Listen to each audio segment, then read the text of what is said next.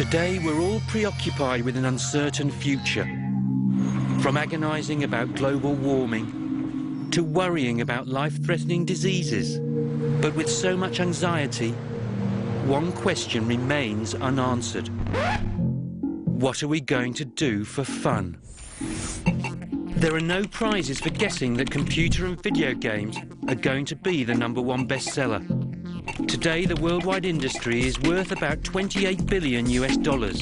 By 2008, it's expected to double in value. One person who could be at the forefront of future computer fun is this man.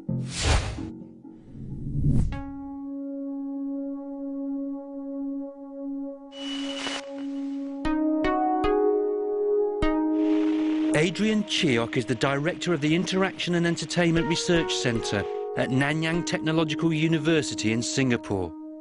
He's invented interactive computer technology which integrates players into games in a radical new way. He calls it mixed reality. Mixed reality is where we take the virtual world and seamlessly integrate it with the real world. Humans are physical creatures and we require social interaction and touch. We must provide new types of media where we do interact with the virtual world, but we also have social interaction. Adrian's brave new world of social interaction is this. Strangely clad gamers taking virtual reality out onto the streets. We take the computer game, which is now on the screen, and we take it out into the real world. You're walking around in the city streets or running around in parks, etc., and you're playing with other people who are also interacting in the game. The main attraction of mixed reality is that the player can be the star of their own game. The players wear a wearable computer, which has GPS tracking, as well as a touch sensor on the back. And this is connected to a head-mount display, which has an orientation sensor to track the head position, as well as a camera. This camera feeds the live video signal of the outdoor world into the wearable computer, combines it with the computer graphics to make the mixed reality fantasy game. As well as interacting with virtual objects, the player can also see and touch real-life objects, as well as other players. If a player pushes a sensor on the wearable computer, it activates virtual responses, which could win them the game.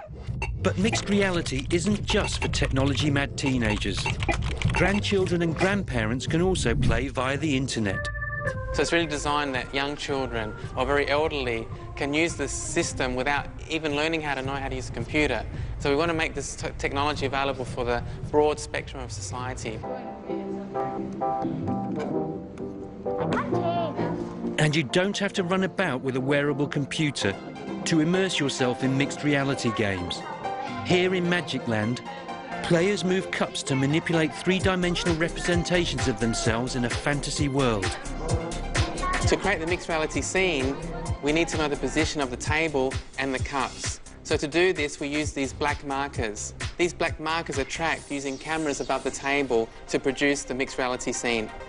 To create the 3D image of themselves, the player steps into this specially constructed booth. In this room, you can capture your own live 3D avatar. What it is, it's a real-time 3D model of yourself.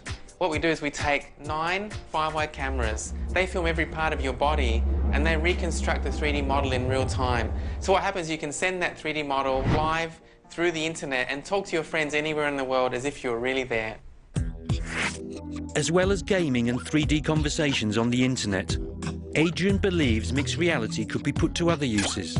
For example, bringing a whole new dimension to pop-up books and education. But the highly visual and interactive nature of the technology could also make it a useful aid in rather less fun scenarios, like military planning. The most important thing is that it allows a real physical and social collaboration. So whether you're in the classroom, whether you're in a work situation, whether you're in play, it's very important always to have that physical and social contact with other people.